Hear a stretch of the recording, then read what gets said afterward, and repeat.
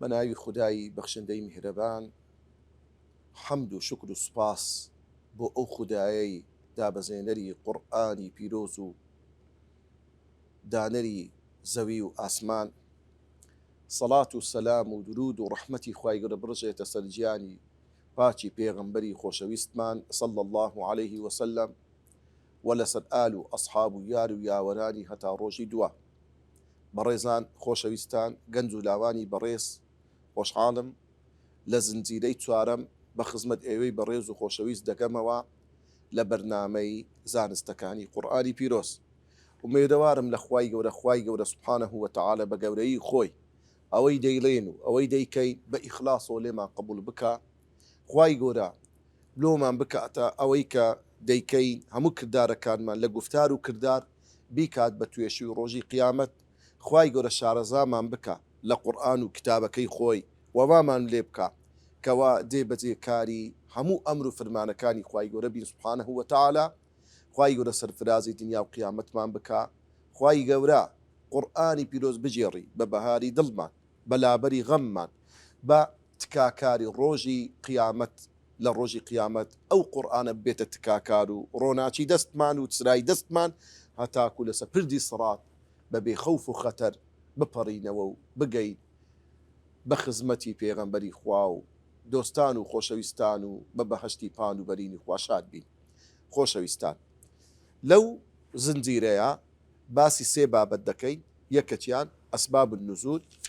بابەتی دووەم ئەوەل ما نوزیل و ئاخر ما نوزیل، یعنی ئەو دوو بابەتەی بازەکەین، عەفوەن سێنیە. بابەتی یەکەم ئەسباب النزول. طبعا ئەسباب النزول یەکێکە لەو بابەتە گرنگانەی کەوا پەیوەستیەک و پەیوەندیەکی زۆر بەهێزی هەیە بە تەفسیری قورئانی پیرۆز. قورئانی پیرۆز کە خوای گەورە دای بەزاندووە لۆ کۆمەڵگە و لە بۆ بەرەی مرۆڤایەتی دابەزاندووە و لە بۆ خەڵکەکی تایبەت دابەزی لە سەردەمی پێغەمبەری خوددا صلی الله عليه وسلم کە پێغەمبەری خوا دوو قۆناغی سەرەکی بڕی. قۆناغی وەکو لە دەرسی پێشیش باسمان کرد لە زنجیرەکانی پێشوو، قۆناغی مەکی، قۆناغی مەدەنی. ئەو خەڵکەی کە لەگەڵ پێغەمبەر دەژیا صلی الله عليه وسلم خەڵکێکی مەلائیکەت نەبوو، بۆیە وەکو بەشەریەت و مرۆڤایەتی خۆیان تووشی هەڵە دەبوون، تووشی کەم و کورتی دەبوون، تووشی گوناه و تاوان دەبوون. بۆیە کاتێک کەوا تووشی تەنگ و چەڵەمەیەک دەبوون، کێشەیان دەهاتە پێشێ، پەنایان لۆ پێغەمبەری دەینا صلی الله عليه وسلم. پێغەمبەری خوا ئینتیزاری وەحی ئاسمانی دەکرد. خوای گەورەش قورئانی دادەبەزان بە گوێرەی ئەو ڕووداوەی کەوا ڕووی داوە. تەواو بێگومان ئەسباب النزول هەر هەمووی ئەوە نییە قورئان ئەسباب النزولی هەبیتن. وشەی ئەسباب کۆیە مفرەدەکەی سەبەبە.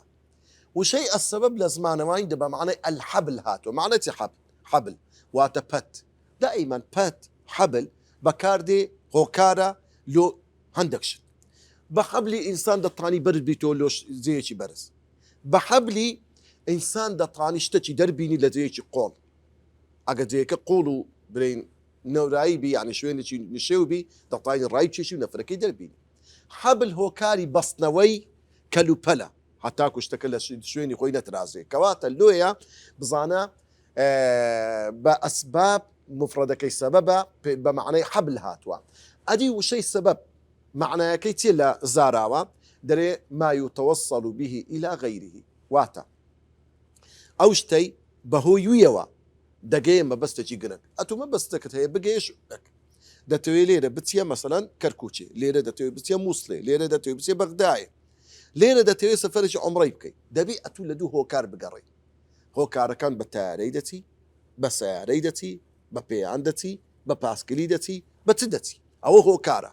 ما یوتەوەسەڵ به ئیلا غەیری، ئەو هۆکارەی کەوا دەتگەیەنێتە ئەو مەبەستەی کە هەیتت کەواتە لێ سەبەب ئەوەیە کەواتە ئێمە کە باسی ئەسبابی نزول دەکەین بەڕێزان خۆشەویستان ئەو ئەسباب نزولانە دەتگەێنێت مەبەستێکی زۆر گرنگ ئەویش ئەوەیە کە بزانی قورئانی پیرۆز مەبەستەکەی چییە لەوەی هاتیە قورئانی پیرۆز کەوا حکمی پێ بکرێت لەوەی ئەتوبی کێ چرایەک بەدەستت بی ژیانی خۆتی پێڕۆناکەیەوە ئەگەر ئەسباب نزولەکە شارەزابی زۆر بە چاچی لە ئاەتەکانی قورئان شارەزا دەبی لێ بەڕێزان کەواتە ئەسباب نزول بریتە لەوەی ما أنزل شيء من القرآن لأجله واتا أو بڕە ئاەتەی کەوا دابەزیوە لەبەر هۆکار لأجله يعني لەبەر سەبەبك قورئان دابەزیوە کەواتە لێرەدا ئەمەدەی بزانین قورئانی پیرۆز کە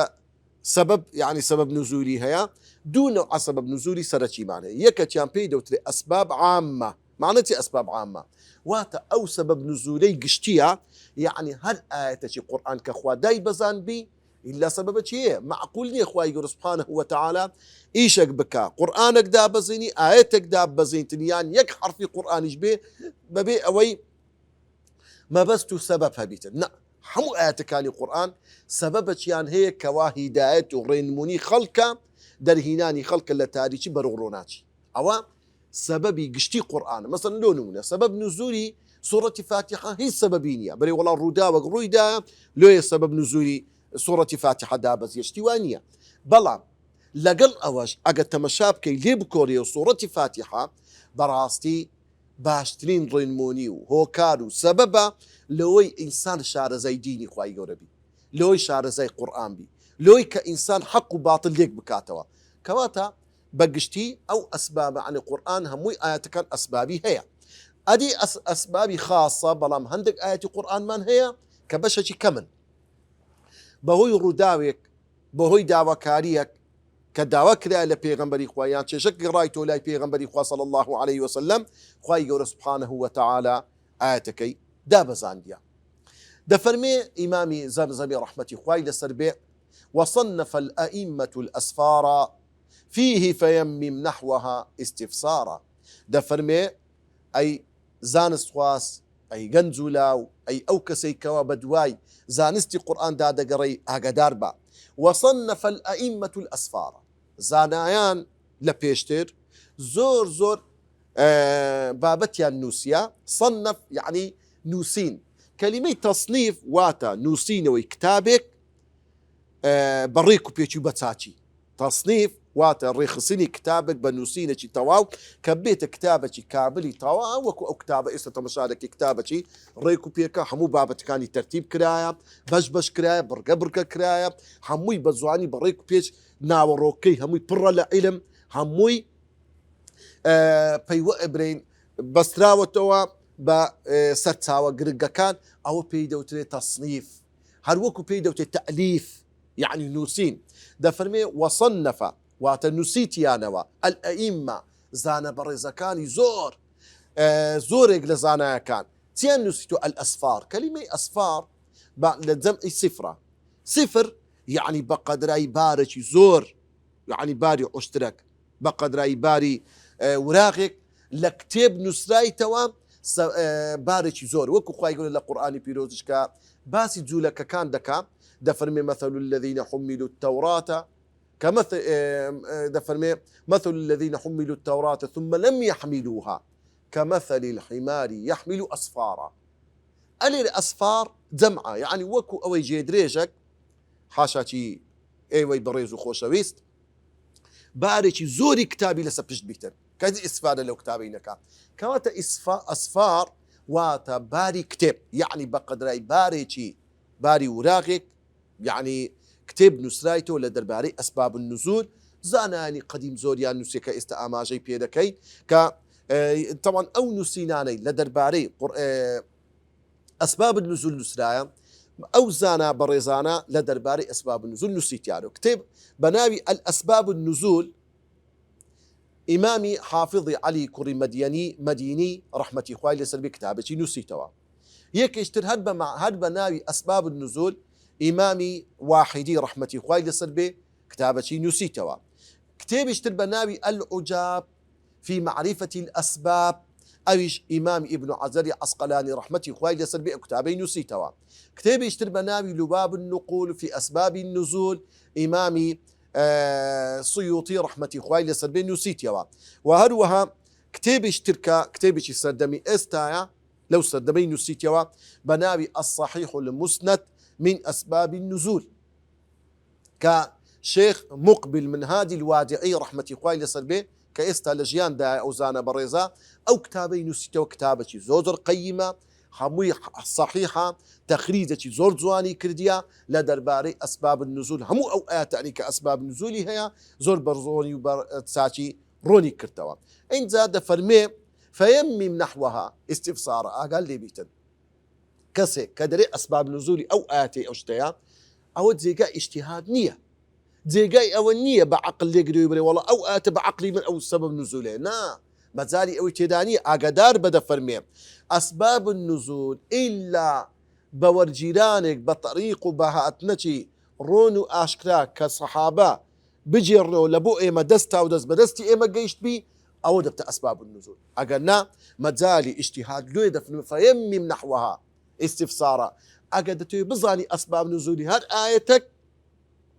يمم معناته يمم يعني اقصد واتما بس بك هولو كوشي خود بك نحوها لو تيجيشتني او بابته استفسارا وات بقرب بدوايد لكتيبه كاني زانز لكتيبي حديث لكتيبه كاني تفسير بظان اسباب نزولك طواوه براسي او اتى اسباب نزولك او شتيا لخورا اقاد لي بيتن نري اسباب نزول سبب نزولي او اتي او شتيا او جار الدين باسي او بابتي دكين حكمي أويك الروايات دكرين لأسباب النزول بحديث سيبا تزورك لحديثة بتشيوازك ده فرموه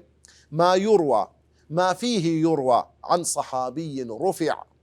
وإن بغير سند فمنقطع ده فرموه أوي روايات دكرين يعني أقرها لدرباري أسباب النزول صحابك اشتكما لو دجيرتوا حكمي مرفوعة يعني وكو حديث قوايا لزاري پیغمبر والجرابي صلى الله عليه وسلم حكمكي همان حكمي أو حديثي وإن بغير سند أدي أقل صحابيك اشتكمان لو بجيرتوا بلام سندكي منقطعة كبدست إيما هاتيا ناقاتا وسرساوي أصلي سرتي خوي فمنقطع أو بحديثة منقطع صيبة والناجريت كما تلير دا برزان وخوشويستان زان سخوازان أوي روايات دكري لدرباري أسباب نزول دو زوري سرتشيا يكم ما يروى عن الصحابي زوري يكم للصحابي يقولوا ما عنده جيرتوا دري سبب نزولي أو آتي أويا وكو ابن مسعود وكو ابن عباس وكو معاذ كري جبل وكو إمام علي وكو أبي أو الصحابة برزانا أو للصحابة لو ما عنده زوري دوام تابعيك وكو مجاهد وكو عكرمة وكو عطاء دجيرتو كأوانا تابعين درين أسباب نزولي أو آيتي أويا آية أوانا بتشيواتك يسدين برون وآشكرا لوتان رون دكينوا هر سبب نزولك كلوما النقل بكري لصحابي أقل صحابي بلي سبب نزولي أو آيتي أويا دفت دوزول أو يج دفت دوبش بشي يكم ما كان عن صحابي بسند متصل فهو مرفوع صحابة قدي دجيرتوا دري كاكا أو آية سبب نزولكي أمن بستيتم بخوم يعني بسندتي متصيلي تواو حتى دقاتا يعني دستا ودزي ببيو هج انقطاعتي تدابيتن أو بحديثتي مرفوع حسيب دكري وكو أوي ديار لزاري بيغمبر والجرابي صلى الله عليه وسلم أو حكم حديثتي مرفوعي هي بلام همان أسباب النزول صحابك دجيرتوا ما كان عن صحابي أو سبب نزوله للصحابة دجير ديتوا بلان بغير سندكي تواونية منقطعة دبتري أو فهو منقطع بحديثة منقطع سيب دكريتن واتا زي قمانا واتا أو رد دكريته والناجيري أولا درباري أو كالروايات دكري للصحابة أدي تابعي دفرمي إمامي زمزمي أو تابعي فمرسل صحتي أشياء كمال إفكهم من قصتي دفرمي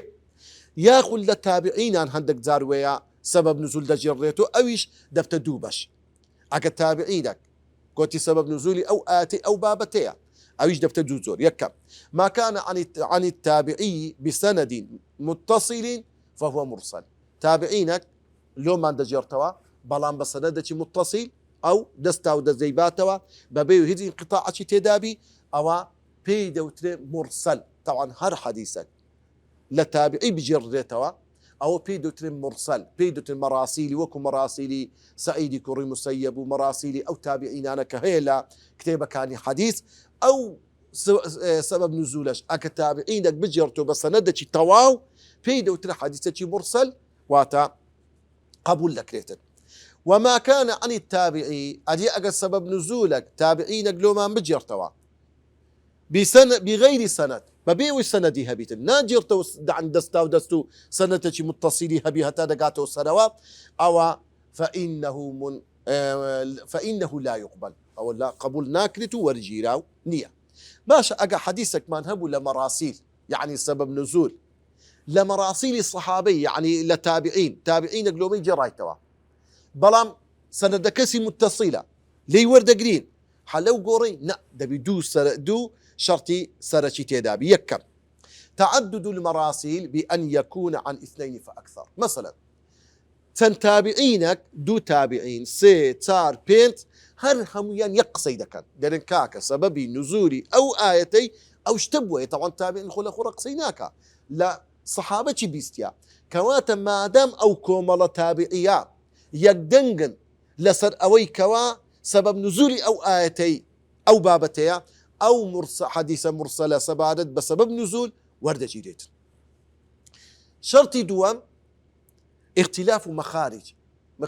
مخصري بيتيا عقات اللي بطرق فرقي هي أوي كم طرقة يدوم مخارج مخصري بيتيا وتتابعين خرج الشام تابعين خرج عراق تابعين خرج مدينة يكتشين خرج مكة هل هميان لو شارانا جرايتي دجرنا ودرين سببي نزولي أو آيتي أو بابتي هذه كل شاركا بيك وهموشان متفق لصر أو كسبب نزولي أو آيتي أو بابتي وكو مكية لقد تابعي عراقي وشي قلت ما شامي وهمويان يقصي دكان أو يعضد بعضه بعض هندش يان بال بشتي هندش دكان قصة كان ين بهيز دبيتو أو حديثة مرسلة قبول دكريتو وردة جيريتن. كواتب الرزان وخوش خويستان أو اشتانيت لتفسير روايات دكريتن أو زي التابعي بيان الصحابي بي دبي آقادار بين أو وكو روايات حديثة يعني كو استأمق حديثة بيغمبري خواه صلى الله عليه وسلم بدست بأن بقى دلين أو حديثة متواترة أو حديثة مشهورة أو حديثة آحادة أو موزوعة أو ضعيفة عينا مسائل تفسيرش كاد جرنا ومثلا درين أو آية بيغمبر تفسيري كديا صلى الله عليه وسلم يعني أو صحابة ضرب بخوم جيم لبيغمبري بيان لمديسي بيغمبري بمكوا أو ردا أو آية دابزي همان حكمي حديثي هي داروي ضعيفة داروي موزوعة داروي هيج أصله أساسي سبب نزول نفس الشتاء هل وكتون مثلا لما غازي مثلا كباسي غزواتي بيغمبر دكري صلى الله عليه وسلم باسي بابتك دكري درين أو بابتا تكلبر أو بابتانا بيدوتري المستفيض بابتك واي زور بلاوة ناكل اللي غزايك سيصد كاس بيصد كاس هزار كاس لوي بي يكس اشتشي روايتك معقول نيا لويا يعني بابتي مغازي بابتي تفسير اشتكي قجيرو بلاوة دبي إلا حكمي وشي حكمي حديث بيتن وردة جيريتن كواتا اللويا أويك الروايات دكري لتفسير يلا مغازي فلا يقبل فيه الآحاد كسك بتاقتن اشتكي بجيرته وقبول نيا.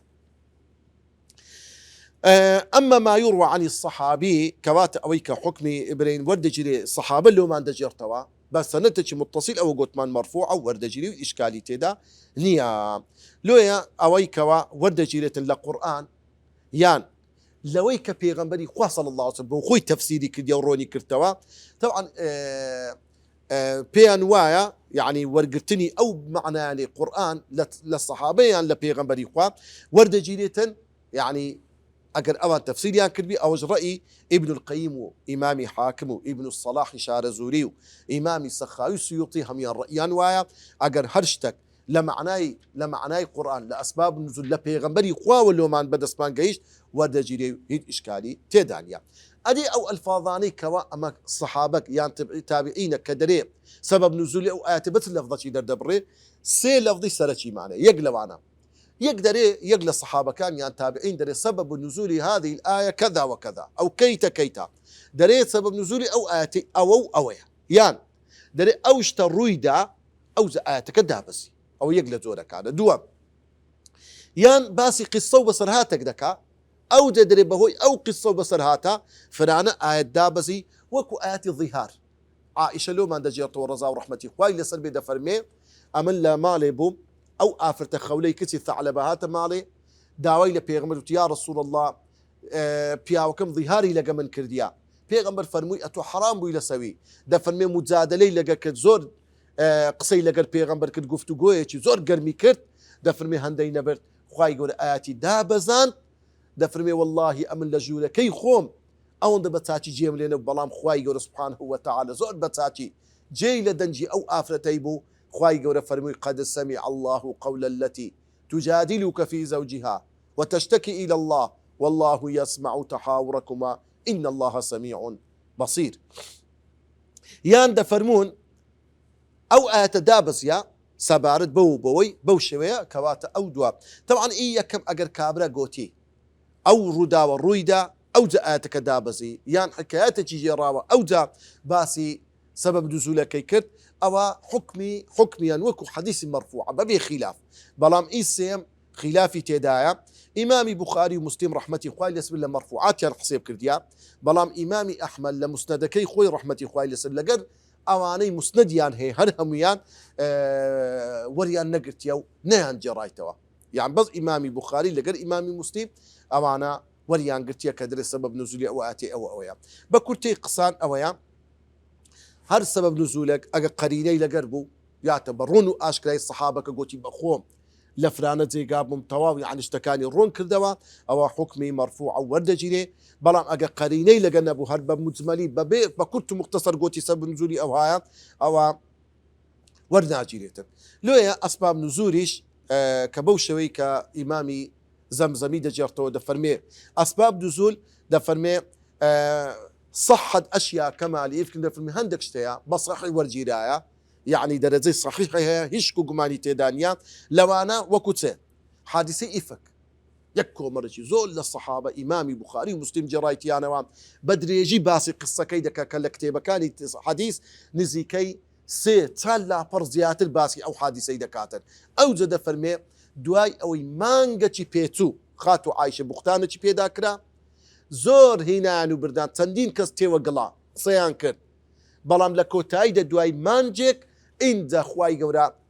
آياتي دابزان لبو براءة باتي خاتو عائشة رضا ورحمتي خواي لسر بيتن وأروى يكشت لو آياتاني كصحيحة سبب نزولك دابزي آياتي سئل بين الصفا ومروة طبعا لو كاد دا صفا لقن مروة دوش تياي قدولوكي قد كبون لسيكت يان بتك دان درابو لسوكتش بتك دان درابو لبيني أو دو تشيوا دهاتنو دتسون صحابة كان قلتين يا رسول الله كاتي خوي وبتي لسربو استعمتسون لبيني أو دو صفا ومروة هاتو تسوي بكي خوي يقول آياتي دابزان فرموي إن الصفا والمروة من شعائر الله عقدار دم بابتي لسربي أو بتلو سردمتي نفامي وزاهيلي بوا استا سردمكي بسرتو بلكو فمن خوي يقول فرموي إن الصفا والمروة من شعائر الله فمن حج البيت أو اعتمر فلا جناح عليه أن يطوف بهما واتدوائي ويكبدنما أتوكو شعيرتي خوا هاتو إلى بينك هجقنا على سنيا خاتو عائشة دفرمي أو آيات الدابزي بسبب أو الصحابة كان زور دل تنبون كو إما لبيني دوبتان بينوتين كاتي خوي كزي بدبوا بلام خواي يقول آياتي دابزان والحجاب ويكشت اللوشتاني كوا سبب نزولك صحيحة حجاب وات دابوشي خو دابوشيني خزانة كاني بيغمبر صلى الله عليه وسلم هوي أو بابتا لقر أوي كوا ومن آيات خلف المقام لقر أو آتي دابسي كخوا أمري كرت ببيغمبري كالدواي أو إنسان طوافي دكا حفظا لكعبة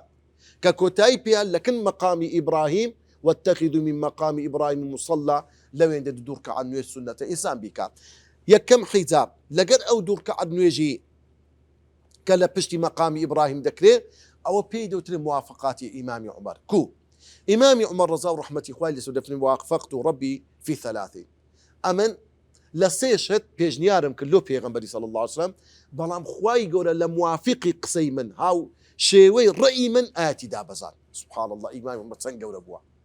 فقلت يا رسول الله یەکێک لەوانە گوتم ئەی پێغەمبەری خوا لو اتخذنا مقام إبراهيم مصلى أي پیغمبری خوا خۆزگە مەقامی ئیبراهیم دەبووە جێی نوێش خوای گەورە ئاەتی دابەزان لۆ پێغەمبەری خوا واتخذوا من مقام إبراهيم مصلى لە پاشان دەفەرمێ گوتم ئەی پێغەمبەری خوا صلی الله عليه وسلم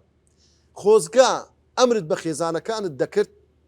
خۆ داپۆشن چونکە هەموو خەڵکێک دێتە ماڵی تو خەڵک زۆر سەر بە ماڵت تودا دەگریتن لێ وا گونجا و چاکە خێزانەکانت خۆ داپۆشن درک و بەرگەچی باش دەبەرکەن خوای گەورە ئاەتی حیجابی دابەزان کەواتە ئەوە سەبەب نزولەکەی وێندرێ بەو شێوەیە بووە دەینە سەر بابەتێشتر بەڕێزان بە کورت و پوختی ئەویش یەکەم ئاەت کە دابەزی و ئاخر ئاەت کە دابەزیە بەڕێزان ئێمە کە دەرێن یەکەم ئاەت کە دابەزی دوو معنە دەگرتەوە واتە یەکەم ئاەت کە لە بۆ یەکەم جار کە وەحی لۆ پێغەمبەر دابەزی لە غاری حێڕا و ئاخر ئاەت کە بە مطلقی هەموو قورئان دەگرتەوە یان ئاخر ئاەت کە لە قورئانی پیرۆز دابەزیە یان دەڵێن ئەو یەکەم ئاەت بە گوێرەی شوێن و مەکان مەسەڵەن لۆ نمونە لە مەکەی پیرۆز یەکەم ئاەت دابەزی چ بوو ئەدی لە مەدینەت یەکەم ئاەت دابەزی چ بوو مەسەڵەن لۆ نمونە ئەوە بەجێرەی یعنی ئەو شوێنانەیە کەواتە لێردا بە مطلقی یەکەم ئاەت کە لە قورئان دابەزی بی ئیمامی زەمزەمی دەفەرمێ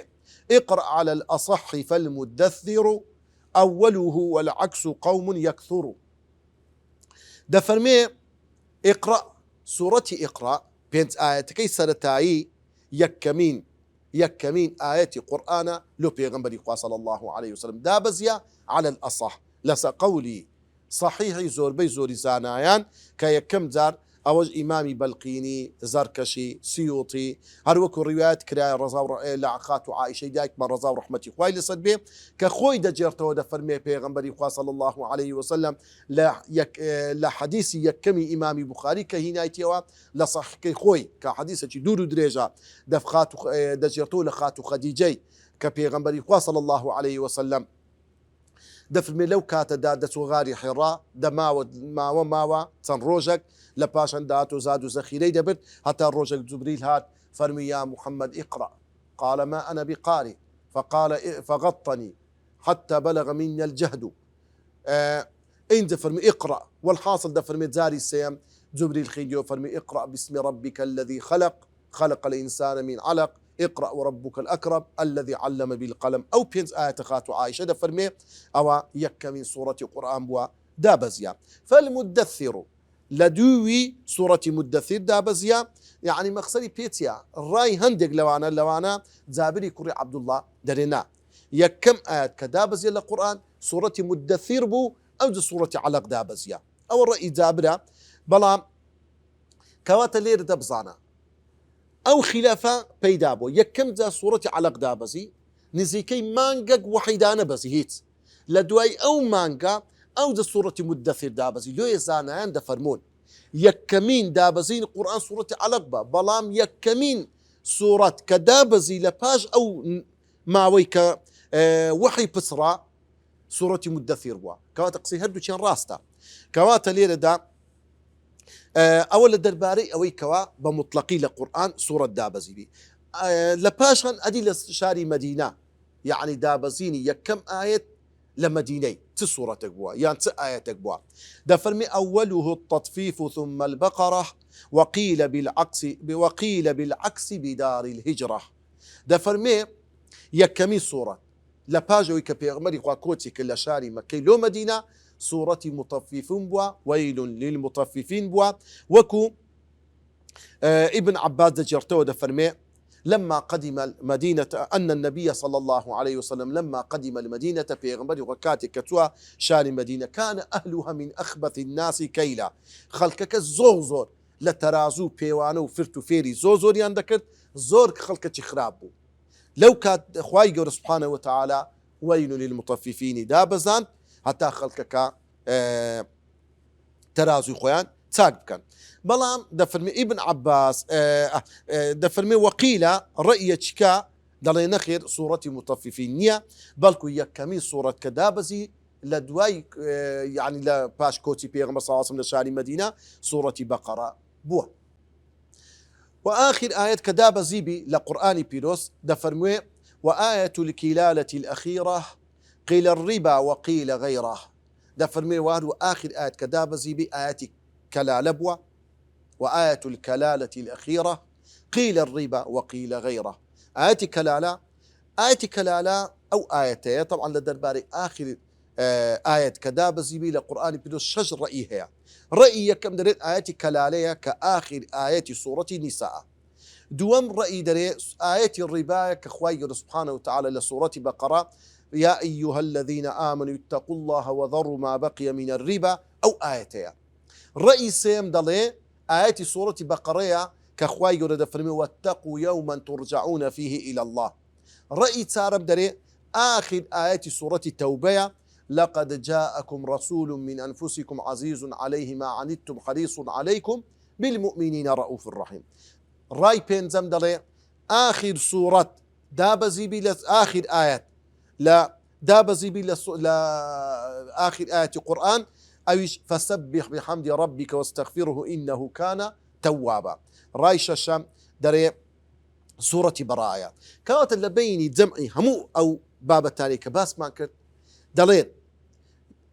رأي برائي كري عازب دفر من آخر آية كدابزي بآية كلالية وآخر سورة براءة بوا يعني لسأستي آية وكو آية سورة آية كلالة بوا هذه آخر سورة كدابزي بي سورة توبة بوا براءة لكن ابن عباس رضاه رحمتي لإخوائي لسنفر من آخر آية كدابزي بي واتقوا يوما ترجعون فيه إلى الله وآخر سورة وكو سورة كامل دابزي بي سورة إذا جاء نصر الله والفتح وات سورة نصر بوا كما تلير دا أو يباس ما كد بكرت بختي آخر آية وعروها أسباب النزول لو زنزير بابة باس ما كد والسبارد بآخر آية كلمة كي دابزي بي زانان هيد بهيش آماجان بينا كدوا لوی ئێمەش لە خۆڕا ئەگەتیت ڕیوایەت و شتێکمان نەبی ناتوانین لە خۆڕە باسی بکەین دەپاڕینەوە لە خوای گەورە قورئانی پیرۆز بکاتە ڕۆناچی دڵمان ڕۆناچی قەبرمان ڕۆناچی ڕۆژی قیامەت و سەعەی مەحشەرمان لەسەر پردی سڕات بەو قورئانە بپەڕینەوە دەپاڕینەوە لە خوای گەورە یا ڕەبی خوایە ئەو قورئانە لە دنیا بیکەی بە چرای دەستمان بە نووری چاومان بە بەهار و خۆشیەکانی ناو دڵمان يا ربي خواه لد فارين وباسم عظمي خوت او جنزلا وبرزانا محفوظ يان كي بيان باريزي سچي دستيان تنها او قرآن بي بهاري دليان تنها قرآن بي خوشي جيانيان تنها لقى القرآن بي وصلى الله وسلم على سيدنا محمد وعلى آله وصحبه أجمعين.